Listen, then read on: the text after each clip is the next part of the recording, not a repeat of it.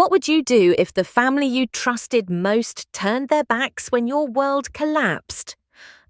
Rachel Morgan. 33 and last week, my husband, Kevin, was stolen from us by a sudden heart attack as I drowned in grief. I called my parents, begging for comfort. My mum's response: "We're at Sophia's birthday blowout right now." Can it wait until tomorrow? My 8-year-old daughter, Lily, and I faced that dark night alone, our hearts shattered. But a secret recording from Kevin unveiled a betrayal so deep it set our lives on a new path. If you've ever been hurt by those closest to you, share where you're watching from in the comments and hit subscribe. This is our story, and it's one you'll carry with you. Kevin and I met during our sophomore year at Northwestern University in Chicago. I was drowning in an economics class, barely keeping my head above water with depreciation curves. Kevin was the teaching assistant, charming, patient, with a smile that lit up the room and eyes that crinkled when he laughed. He stayed after class to help me, not because he had to, but because he cared. That kindness was the first thing I fell in love with. Soon. It was his infectious laugh, his love for the Chicago Cubs, and the way he'd belt out terrible country songs just to make me smile. We were young, only 23 when we got married, ignoring friends who said we should live a little first. But Kevin was my life, the person I wanted to share every moment with. He was a financial advisor, brilliant with numbers, but even better with people. Clients loved him because he didn't just manage their money, he cared about their dreams. At home, he was Lily's biggest cheerleader, coaching her soccer team despite knowing nothing about the sport. He learned from YouTube tutorials after she went to bed. He'd leave silly voice memos on his phone for us, like, "Rachel, don't forget the BBQ sauce for Cubs game night," or a goofy country tune he made up for Lily, promising to teach her guitar someday. Those recordings were our little treasures, snippets of his love that I'd later cling to. Lily, our 8-year-old miracle, came after years of heartbreak. 2 miscarriages and a failed round of IVF left us drained, emotionally and financially. One night, after the IVF failed, Kevin took me to Grant Park, under the stars. He sang a terrible rendition of a country song, his voice cracking as he promised we'd get through it together. When I got pregnant with Lily, it felt like a gift from the universe. Kevin cried harder than I did when she was born, holding her tiny body like she was made of glass. For 8 years, we were the family I'd always dreamed of, filled with love, laughter, and Cubs games at Wrigley Field, where Kevin and Lily would cheer until they were hoarse, hot dogs in hand. But my family, my parents, and my younger sister, Sophia, was a different story. Growing up in the Chicago suburbs, I always felt like the odd one out. My parents paid for Sophia's fancy art school while I scraped by on scholarships and part-time jobs to get through college. When I earned a full ride scholarship, my mum said, "That's nice, Rachel, but don't get cocky." When Sophia dropped out of art school to follow her passion, they threw her a party to celebrate her bravery. At a family dinner once, Sophia smirked and said, "Rachel's always the good girl, so Mum and Dad have to help me more. I'm the free, spirited artist." I swallowed the hurt, telling myself that if I worked harder, they'd see my worth. Deep down, though, I knew something was wrong. Kevin saw it too. He once said, "Rachel, your family loves you, but sometimes they love themselves more." I didn't want to believe him until the day everything changed. It started like any other Tuesday. Kevin made dinosaur-shaped pancakes for Lily, kissed us both goodbye, and promised to be home early for her school art show. He left a voice memo on his phone, "Rachel, Lily, he'll be back by 5 to see those masterpieces. Love you both." Those were his last words to us. At 10:47 a.m., my phone rang. It was Amanda, Kevin's assistant, her voice shaking so badly I could barely understand her. Rachel, Kevin collapsed in a client meeting. The ambulance is taking him to Northwestern Memorial. I dropped my coffee mug, the ceramic shattering on the kitchen floor. I called our neighbour, Ellen, to pick up Lily from school, then sped to the hospital, breaking every speed limit, praying through desperate whispers, but I was too late. Kevin was pronounced dead at 11:23 a.m., a massive heart attack. The doctors said nothing could have been done. Seeing his body was surreal. He looked like he was sleeping, his chest unnaturally still. I touched his face, still warm, waiting for him to open his eyes and tell me this was a mistake. That night, after getting Lily to sleep clutching Kevin's unwashed Cubs t-shirt, I sat on the bathroom floor, door locked so she wouldn't hear me sob. The grief was a physical pain, like a fist crushing my chest. I needed my parents, the people who'd raised me, who'd been married 40 years and knew loss, with shaking hands. I called my mum. Laughter and music spilled through the phone. "Rachel, we're in the middle of Sophia's 40th birthday party," she said, her voice distracted. "Can I call you back?" "Mum," I choked out, "Kevin died this morning. A heart attack. He's gone." A pause. I heard her cover the phone, murmuring to someone. Then she came back, her tone slightly softer but still rushed. "Oh, honey, that's awful. Are you sure? Maybe there's a mistake. I saw his body." "Mum," I said, my voice breaking, "there's no mistake." Another pause. "Well, this is a shock. But we're in the middle of Sophia's big celebration. The caterers are here. Everyone's here. Can you manage tonight?" "Well, come by tomorrow." I couldn't believe it. My sister's birthday party was more important than my husband's death, than Lily's father being gone forever. My dad got on the phone. "Rachel, this is terrible news. Was Kevin's life insurance up to date? Call the company first thing tomorrow. Not em coming over, not how's Lily, just life insurance." I hung up, my hands trembling. Within minutes, texts from friends poured in. Kevin's college roommate, my co-worker Jennifer, even a high school friend I hadn't spoken to in years, all offering support. Strangers showed more compassion than my own family. That night, I played Kevin's last voice memo over and over, his voice a lifeline in the darkness. "Love you both," he said. I held Lily as she slept, wondering how I'd tell her that her daddy, the man who made dinosaur pancakes, was never coming back. And I wondered how my family, the people who should have been my rock, could abandon us when we needed them most. The days after Kevin's death blurred into a fog of grief and impossible choices. Cremation or burial? What suit would he want to wear forever?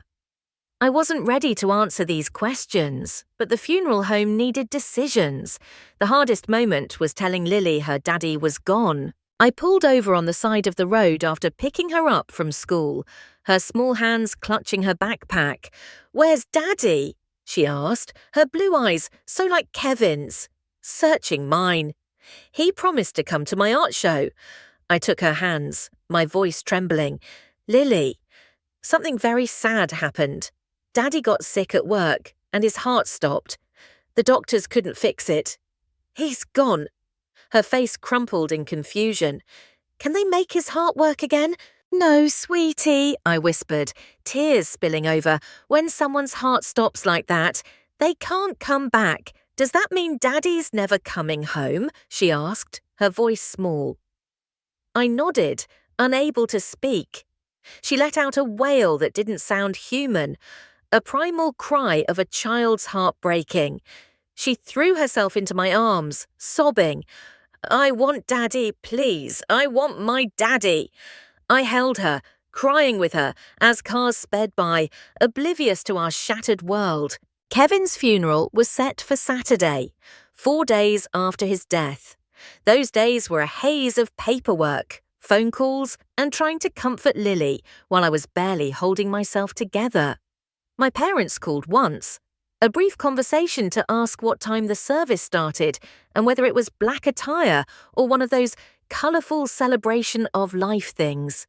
They didn't offer to help with arrangements or ask how Lily was coping. I pushed down the hurt, hoping they'd show up when it mattered most. The morning of the funeral dawned bright and cruelly beautiful. Lily insisted on wearing her blue dress. Daddy always said I looked like a princess in blue, she said, her voice determined despite the tears in her eyes.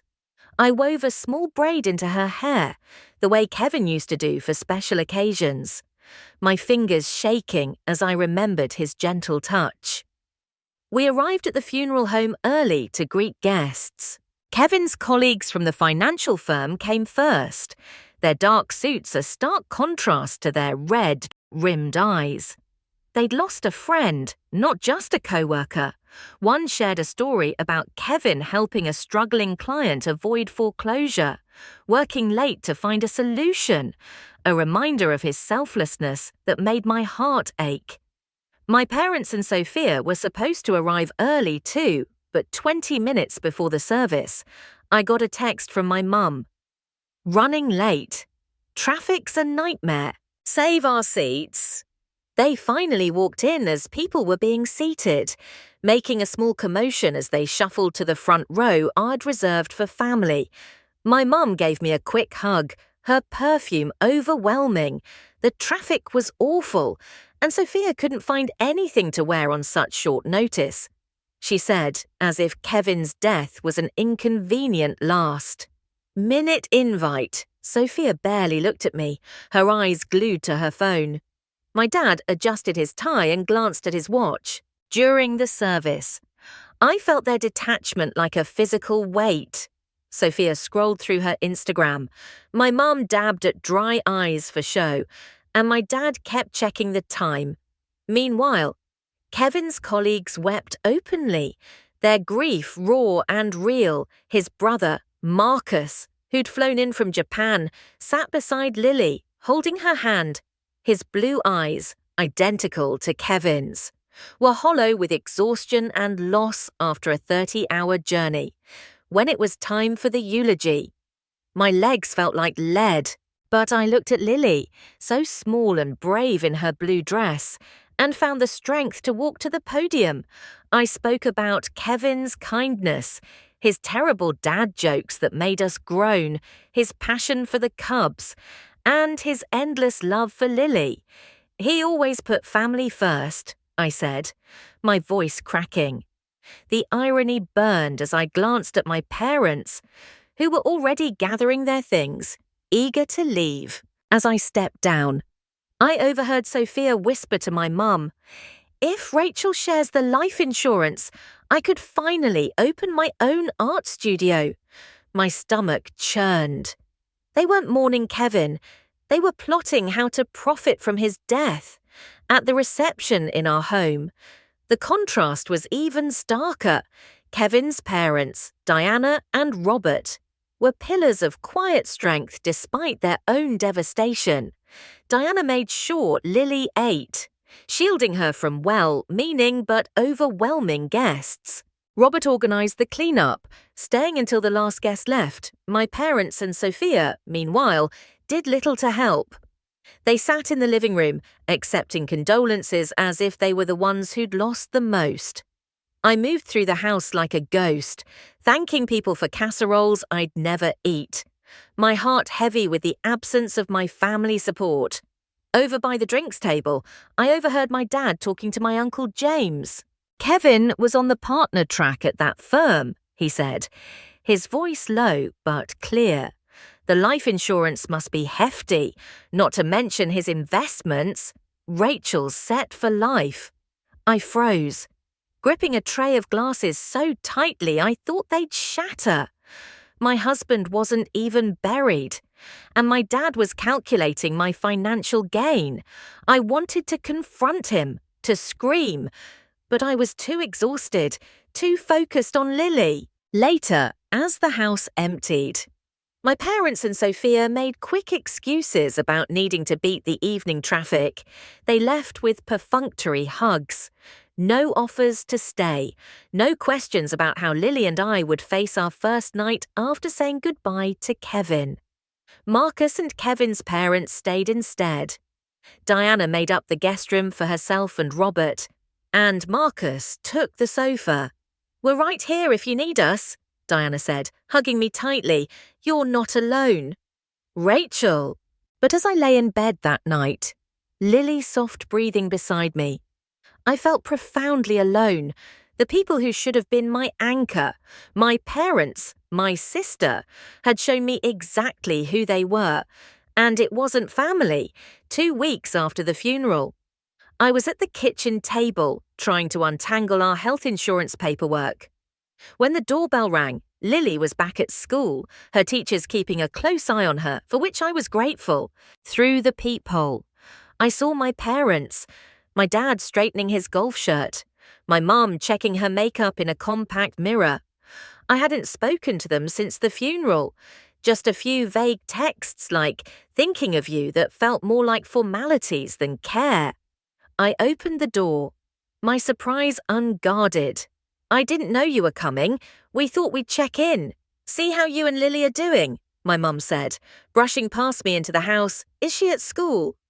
"Good. We can talk freely." That should have been my first red flag, but I was too drained to catch it. They settled in the living room while I made coffee, falling into the role of hostess even though they should have been comforting me when I brought the mugs. My dad was eyeing the new sound system Kevin had installed a month before his death. "Nice setup," he said, running his hand along the speakers. Kevin had good taste in tech. He did.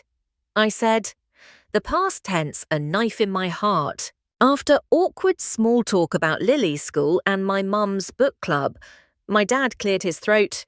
His signal for serious business. "Rachel, we need to talk about your situation," he began, setting his mug down precisely on a coaster. "My situation?" I asked, confused. "Your financial situation," my mum clarified, exchanging a glance with my dad. "Now that you're adjusting to life without Kevin." I stared at them, the words not fully registering. "What are you getting at?" "Kevin left you well provided for, didn't he?" my dad said, leaning forward. "Your mother and I are getting older. Our retirement fund took a hit in the last market dip, and healthcare costs aren't getting cheaper." The implication hit me like a slap. "Are you asking me for money now?" My mum looked slightly embarrassed, but my dad pressed on, unfazed. "We thought, given Kevin's success and his life insurance, you might be in a position to help family. After all, were your parents—" The audacity left me speechless. My husband was barely gone, and they were here with their hands out. "How much are you thinking?" I asked, my voice flat. "Testing them." My dad brightened, missing my tone. "We were thinking something substantial, say 50% of the life insurance payout. That would secure our retirement and leave plenty for you and Lily." 50%, I repeated, my voice hollow. "Of the money meant to protect my daughter after losing her father. The daughter you didn't even comfort at his funeral because you were too busy checking your watch." My mum flinched, but my dad's expression hardened. "Rachel, there's no need to get emotional. It's practical planning. We came to the funeral, didn't we?" "How generous of you," I said, sarcasm dripping. "To show up late and leave early for my husband's funeral. We raised you," my mum interjected, her voice sharp. "We helped with your college, your first house down payment. We deserve some consideration now that you've come into money." "Come into money." I stood, my voice rising. "My husband died. I didn't win the lottery. I lost the love of my life, Lily's father. And you're treating this like I hit the jackpot." My dad's face tightened. "There's no need to be dramatic. Kevin knew his heart wasn't great. He should have taken better care of himself. Now that he's gone, It's only fair to discuss how his assets help the family. In that moment, as my dad blamed Kevin for his own death while trying to profit from it, something snapped inside me. The grief that had kept me numb sharpened into fury. "Get out," I said quietly. "Rachel, be reasonable." My mum began. "Get out of my house," I shouted. The force of my anger pushing me forward. "How dare you ask for Kevin's money? How dare you blame him for dying? He was worth 100 of you, and you couldn't even show up for your own daughter when she was falling apart." They looked shocked. They'd never seen me this angry. I'd always been the good daughter, avoiding conflict to keep the peace. "We're only asking for what's fair," my dad said stiffly, standing. "Were your parents—" "We deserve respect. Respect is earned," I shot back, my voice shaking. "And you've earned nothing. Get out before Lily comes home and sees what kind of people her grandparents really are." They left in a huff. My mum muttering about my ingratitude, my dad saying we'd talk when you're calmer. I sank to the floor, trembling with rage and hurt. Later, when I picked Lily up from school, she was quieter than usual. In the car, she spoke up. "Mummy, why were Grandma and Grandpa at our house today?" My heart sank. "Did you see them?" She nodded. "I saw their car from the school window during math. Did they bring something for us?" The innocence of her question broke me. "No, sweetie," I said carefully. "They wanted to talk about grown-up things." "Did they ask about Daddy's money?" she asked, her perception startling me. "What makes you say that?" She looked at her hands. "I heard Grandpa at the funeral, telling Uncle James we'd get lots of money because Daddy died. Is that true?" My stomach twisted. That my 8-year-old had overheard such a conversation made me sick. "Lily, Daddy made sure we'd be okay," I said softly. "But money doesn't replace him being here with us." She nodded, her eyes wise beyond her years. "I'd give all the money in the world to have Daddy back." "Me too, baby," I whispered. "Me too," that night. I called Marcus, who was back in Japan but planning a longer visit soon. I told him about my parents' visit and their demand. "Are you kidding me?" He exploded. "Half of Kevin's life insurance. That's insane. Rachel, Kevin would be furious." "I know," I said. The ache of missing Kevin sharper than ever. "But I'm worried they won't let this go. Dad's stubborn when he thinks he's owed something." Marcus was quiet for a moment. "Kevin was meticulous about your finances. He told me he set things up to protect you and Lily. You should talk to Thomas, your lawyer, to be safe." The next day, I met Thomas, Kevin's friend from law school who'd handled our estate planning. He wasn't surprised by my parents' behavior. "I see this too often," he said, "reviewing Kevin's documents, but Kevin's will and insurance are airtight. You're the sole beneficiary, and Lily's trust is untouchable. Your parents have no legal claim." "Could they contest it?" I asked. Anxious. He shook his head. "No grounds. Kevin was of sound mind, and parents have no right to an adult child's estate when there's a spouse and kid. You're safe." The relief was fleeting. That evening, my phone buzzed with texts from my parents and, shockingly, Sophia, from my dad. "We need to discuss this like adults. Call me." From my mum, "I raised you better than this. Rachel, family comes first." From Sophia, "You've always been selfish, but this is low even for you. Mum and Dad deserve better." The hypocrisy of Sophia, who'd barely looked up from her phone at Kevin's funeral. Calling me selfish was almost laughable. Almost, if it didn't hurt so much. Then my dad left a voicemail. His voice cold, "Rachel. This concerns the whole family. Be at our house Sunday at 2 p.m. Bring Lily." I set the phone down, my appetite gone. Involving Lily in this mess was the last thing I wanted. But maybe it was time to face them head-on, to draw a line in the sand. with Thomas' reassurance. I felt a flicker of confidence. "Was that Grandpa?" Lily asked, pushing peas around her plate. "Yes," I admitted. "He wants us to come over Sunday." She was quiet, then asked, "Do we have to go?" The fact that my daughter, who once loved visiting her grandparents, now hesitated spoke volumes. "I think we should," I said carefully. "Sometimes you have to face hard things directly."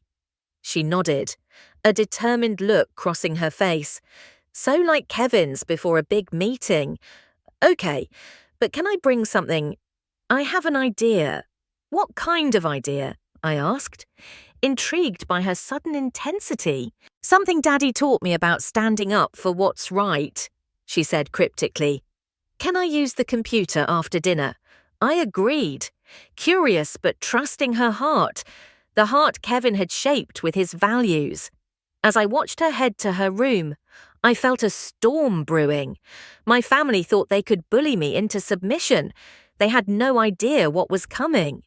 The days leading up to the Sunday meeting at my parents' house were a storm of conflicting emotions. Grief for Kevin was a constant weight, like a stone lodged in my chest. But now it was tangled with fury and betrayal. In quiet moments, when Lily was asleep, I replayed memories of my childhood in a harsh new light. The dance recital where my parents left early for Sophia's softball game, but never the other way around. The Christmas when I got practical sweaters while Sophia unwrapped the art supplies we'd both asked for. My straight. A report cards met with a nod. While Sophia's C's were praised as trying her best, each memory was a small cut, insignificant alone. But together they formed a deep wound I'd ignored for too long. Lily, meanwhile, was consumed with her secret project. She spent hours in her room, hunched over her desk with coloured pencils and paper, her face set with a determination that reminded me of Kevin before a big client pitch. "What are you working on, sweetie?" I asked one evening. She smiled, a little mysteriously. "Something important for Sunday." "It's for Daddy." I didn't press her, trusting the heart Kevin had nurtured in her. But her intensity worried me. She was only 8, too young to carry the weight of this family mess. Yet she seemed to understand more than I'd given her credit for. Her blue eyes sharp with a wisdom no child should need. Saturday night, I couldn't sleep. I sat in Kevin's home office, surrounded by his meticulous files. Trying to prepare for the confrontation, I needed to know exactly what we were facing. As I rifled through his financial documents, I opened his phone to check an old banking app. That's when I found it. A voice memo, recorded 3 months earlier, after his last doctor's visit. My hands trembled as I hit play. Kevin's voice filled the room, warm but heavy with urgency. "Rachel, if you're hearing this, I'm probably gone. The doc warned me my heart's not great, but I didn't want you to worry. I've set up the insurance and a trust for Lily. It's all for you two. Your dad came to me twice, asking for investment opportunities. I said no, Rachel, because he wasn't looking to build anything. He was looking to take. Don't let him touch Lily's future. You're stronger than you know. Love, I'm so proud of you. I love you both, always." I played it again, tears streaming down my face. Kevin had known his heart was at risk and kept it from me to spare my fear.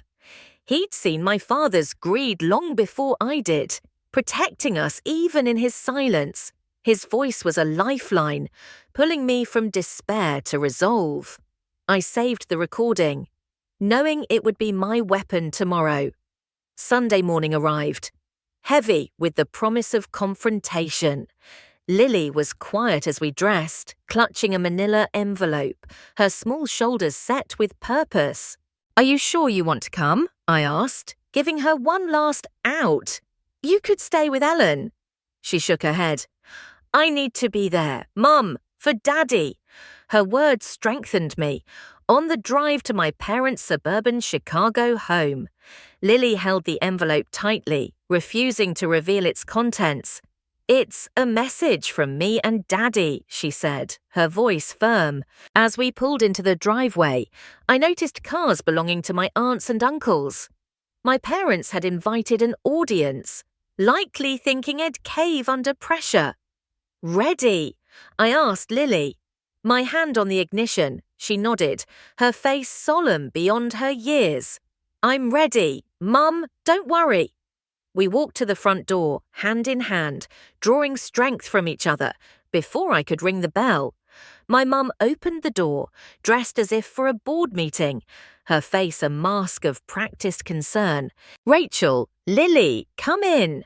Everyone's in the living room, the familiar hallway, lined with photos from my childhood. Felt like a gauntlet. The living room, where I'd spent countless Christmases, now felt like a courtroom. My dad sat in his recliner, presiding like a judge. Sophia perched on the sofa arm, scrolling through her phone. Around the room were Aunt Rita, Uncle James, and my dad's brother Terry with his wife, Barbara. "Thank you for coming," my dad said, his tone formal, as if this were a business deal. "We have important matters to discuss." I stayed standing, keeping Lily close. "Whatever you have to say it in front of Lily. She deserves to know what's happening in her family." My mum frowned. "Rachel, this isn't appropriate for a child if it's not appropriate for her to hear." "It's not appropriate for you to ask," I replied evenly. "This is about her future too." My dad cleared his throat. "Fine, let's get to it. Your mother and I have been discussing the family's financial needs. We supported you your whole life. College tuition, your first house down payment. Given the substantial windfall from Kevin's passing, it's only fair you help us in return." Sophia looked up from her phone, smirking. "Yeah, Rachel, you're sitting on a fortune while the rest of us struggle." I bit back the urge to remind her that they'd paid twice as much for her art school, which she never finished, as they had for my education. "A windfall," I said, my voice steady despite the anger rising. "You mean the money Kevin left to secure Lily's future after he died?" My dad passed me a printed document titled Family Financial Agreement. "We've outlined a fair distribution," he said. 50% of the life insurance to your mother and me, and 15% to Sophia, who's had a tough time as an artist. I scanned the paper, my hand shaking. They'd listed exact dollar amounts. They'd somehow learned the value of Kevin's policy, likely through Uncle James, who worked in insurance. "You want 60.5% of the money meant for my daughter," I said, my voice low. "Money Kevin earned to protect us after you couldn't even leave Sophia's birthday party when he died." The room went quiet. Aunt Rita shifted uncomfortably, but my dad's patronizing tone cut through. "Rachel, we've apologized for that unfortunate timing. We had out-of-town guests. We couldn't just leave." "You could have," I said, my voice rising. "You chose not to. This isn't productive," Sophia snapped, setting her phone down. "The point is, you're rich now, and Mum and Dad sacrificed for you your whole life. They deserve security, and I could use a boost too." "What about Lily's security?" I shot back. "Do you think Kevin died so you could buy a new car or open an artist studio?" My dad stood, his face red. "Listen here, young lady, we raised you, fed you, clothed you. You owe us respect and consideration." "Respect?" I laughed bitterly. "You haven't shown me or Lily an ounce of respect since Kevin died. All you care about is what you can take from us." My mum's voice was weak. "We care about you. Rachel, we're just being practical. Practical would be asking how your granddaughter's coping with losing her father," I said, my voice breaking. "Practical would be helping with meals or sitting with us when we cry. Not this vulture behavior." The silence was thick. Uncle Terry stared at the floor. Barbara's eyes narrowed at my dad, clearly appalled. Into this tense quiet, Lily stepped forward, her manila envelope in hand. "I have something to say," she announced, her voice clear and strong, startling everyone. My mum gave a condescending smile. "Sweetie, the adults are talking about grown-up things." Lily stood her ground, channeling Kevin's quiet confidence. "This is grown up. It's about my daddy and what he'd want." All eyes turned to her, this small girl standing bravely in the center of a family unraveling. Even Sophia put her phone down. "Daddy taught me that when people show you who they are." "You believe them," Lily said, her voice trembling only slightly. "And when they only come around when they want something, they're not really family." She turned to my parents, her gaze unflinching. "You didn't come when Daddy died. You didn't help Mum when she cried every night. You didn't ask if I was okay or if I needed anything. You only came for money." The raw truth from an 8-year-old hit harder than anything I'd said. My mum's composed face faltered. My dad's hands clenched. Lily opened her envelope and pulled out a sheet of paper, designed like an invoice. She walked to my dad and handed it to him. I glimpsed it over his shoulder. At the top, in Lily's careful handwriting, it read, "Bill for real love and support." Below were items being there when Daddy died, $0, not provided. Helping Mum when she was sad, $0, not provided. Hugging me when I cried for Daddy, $0, not provided. Being real grandparents, priceless, not paid. At the bottom, the total $0. That's why you came. "Right," Lily said, her voice steady. "For money. This is what you earned." The silence was deafening. My dad's hands shook as he held the paper. My mum's eyes welled up, whether from shame or manipulation, I couldn't tell. Sophia stared at Lily, her smugness gone, as if seeing her niece for the first time. But I wasn't done. "There's something else you need to hear," I said. Pulling out my phone, I connected to their Bluetooth speaker and played Kevin's recording. His voice filled the room, warm but resolute. "Rachel, if you're hearing this, I'm probably gone. The doc warned me my heart's not great. Your dad came to me twice, asking for investment opportunities. I said no, Rachel, because he wasn't looking to build anything. He was looking to take... Don't let him touch Lily's future. You're stronger than you know, love. I love you both, always." The room froze. My dad's face drained of colour, his mouth opening to protest. "That's not. It was just a conversation." He stammered, but his voice betrayed him. My mum sobbed, covering her face. Sophia lunged forward. "You're trying to humiliate us." "Rachel, that's low." "Low," I said. My voice steady now. "Low is demanding my daughter's future while her father's body was still warm. Low is blaming Kevin for his own death to justify your greed. He saw through you. And now we all do." I took Lily's hand. "We're done here. Don't contact us unless you can show real change. Lily deserves better grandparents, and I deserve better parents." We walked out, leaving my stunned family behind, in the car. I hugged Lily tightly. "That was so brave. Sweetie, I'm so proud of you." She hugged me back. "Daddy always said we have to stand up for what's right, even when it's hard." Was I right? "Mum." "Yes, baby," I said, tears streaming down my face. You were absolutely right. As we drove home, my phone buzzed with calls and texts from my family, but I ignored them. This wasn't a negotiation. It was a boundary, hard-won and non-negotiable. Lily looked out the window, her envelope now empty, but her heart full. "Daddy and I made them see, didn't we?" she said softly. I squeezed her hand. "We sure did." "Lily, we sure did, but the fight wasn't over. My family's greed had been exposed, but I knew they wouldn't let go easily. What I didn't expect was how their shame would spark a slow, painful journey toward change, one that would test my ability to forgive and show me the true meaning of family. Walking away from my parents' house that Sunday, I felt a strange mix of sorrow and freedom.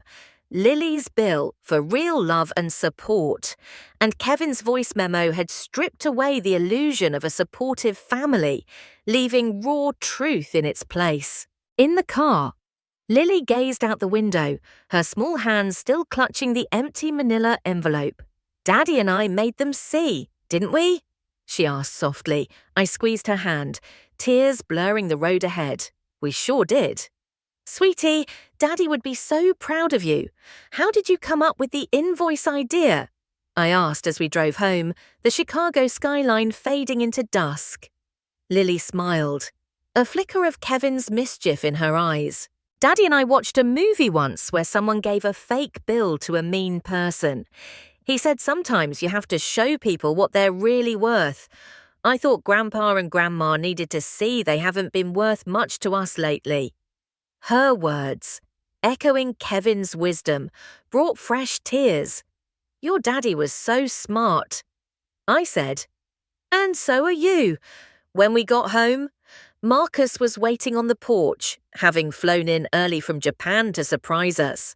Our neighbor Ellen had given him the spare key. Seeing him, so like Kevin in his gestures and smile, was both painful and comforting. "How'd it go?" he asked, wrapping us in a bear hug. "Aunt Lily was amazing," Lily declared before I could answer. Marcus raised an eyebrow, grinning. "Aunt Lily!" I laughed despite everything. Apparently, I've been promoted to aunt for bravery points, over dinner.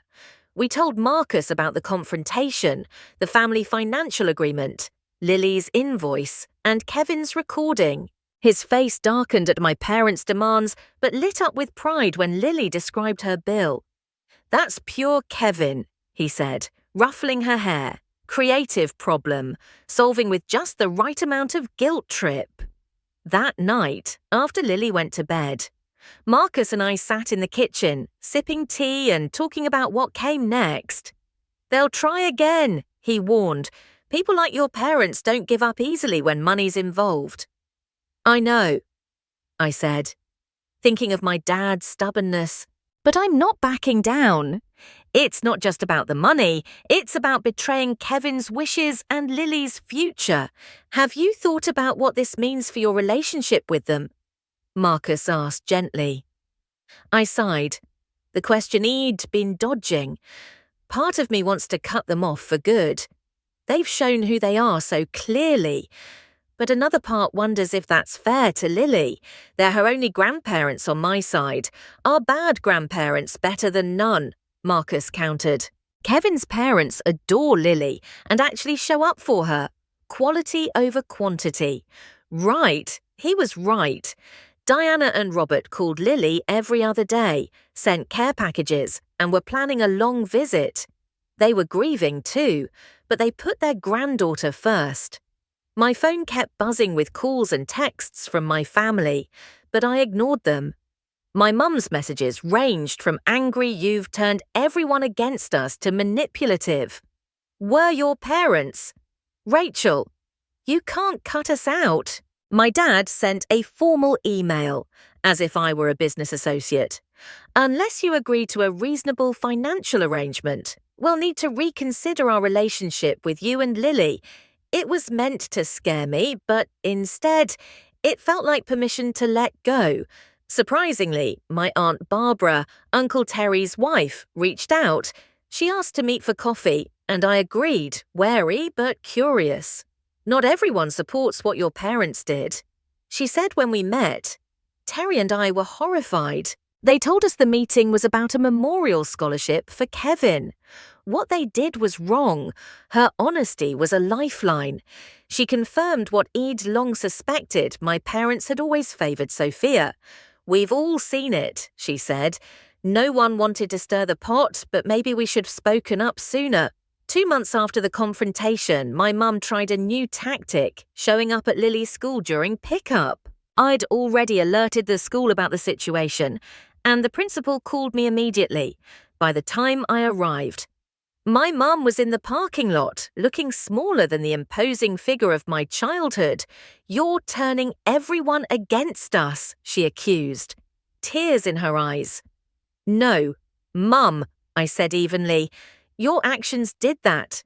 Don't come to Lily's school again. If you want a relationship, it starts with respecting our boundaries. We're your parents." She protested. "You can't just cut us out." "I'm not cutting you out," I clarified. "I'm asking you to step back and think about what kind of grandparents you want to be. Do you want to love and support Lily, or see her father's death as a paycheck? The choice is yours." She had no answer, and we parted in silence. It was the last direct contact I had with her for months. During that time, I focused on Lily and building our new normal without Kevin.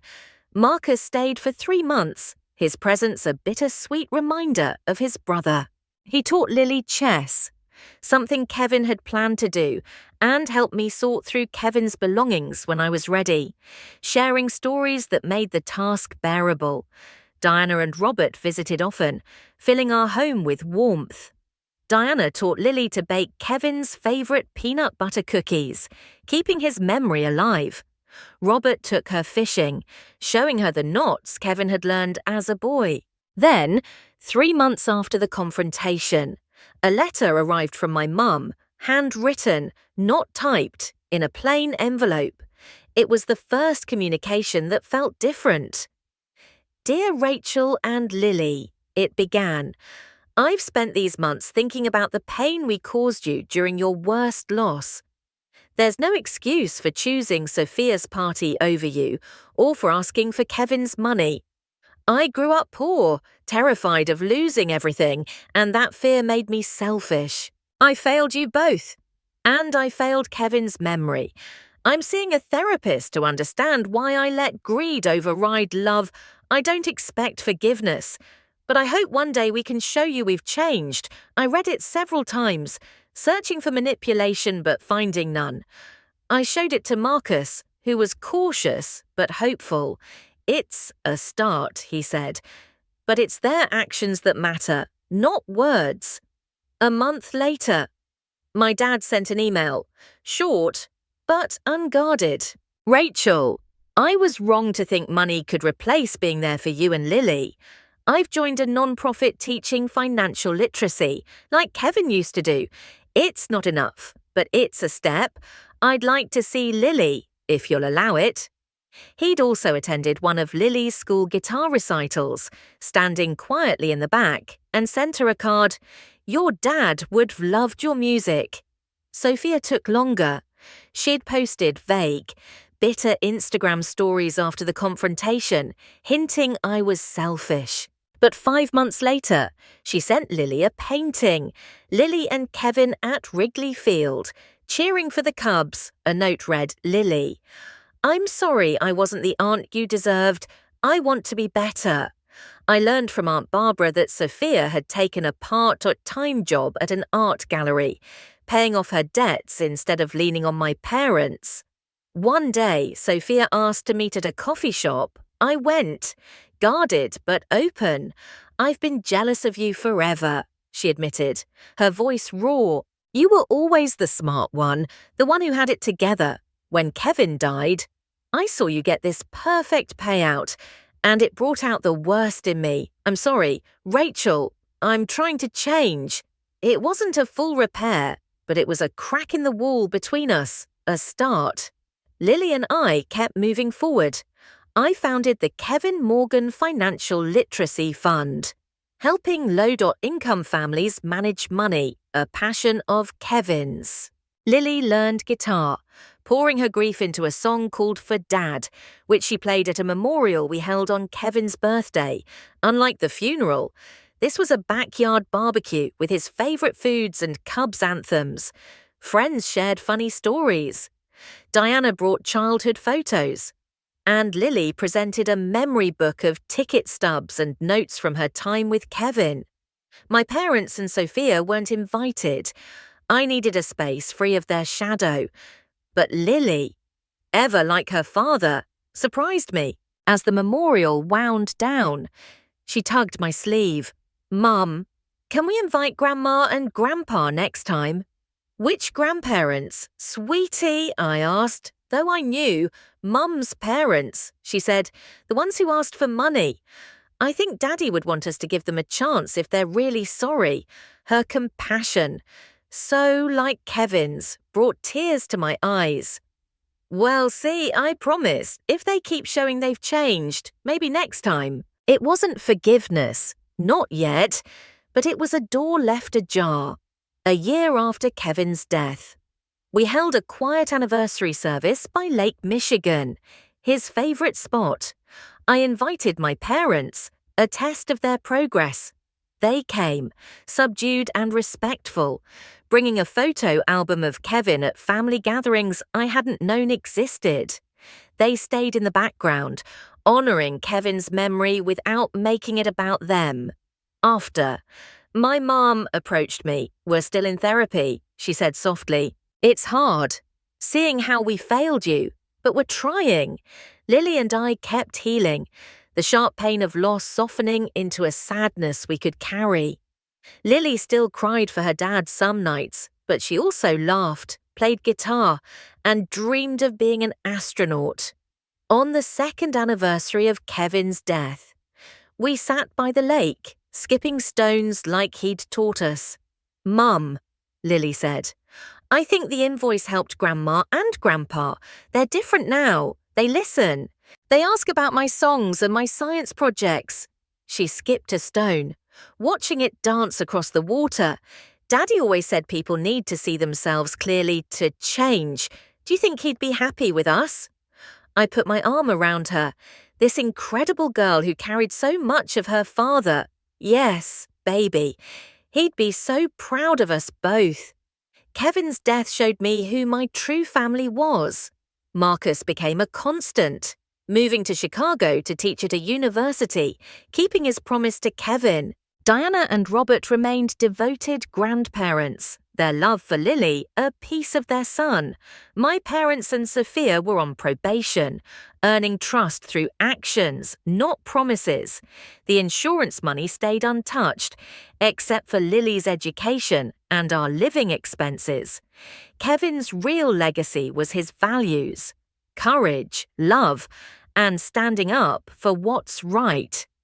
Lily slipped her hand into mine as we walked from the lake.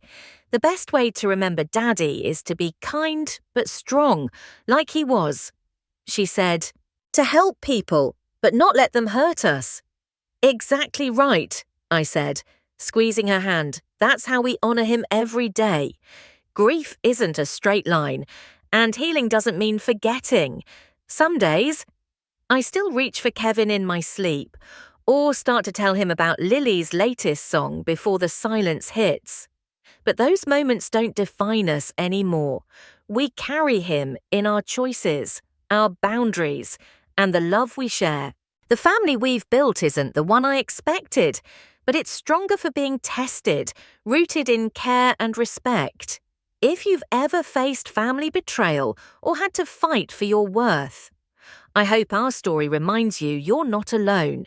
Setting boundaries with those we're taught to love is hard, but it's not selfish, it's survival. Share your story in the comments if you feel ready.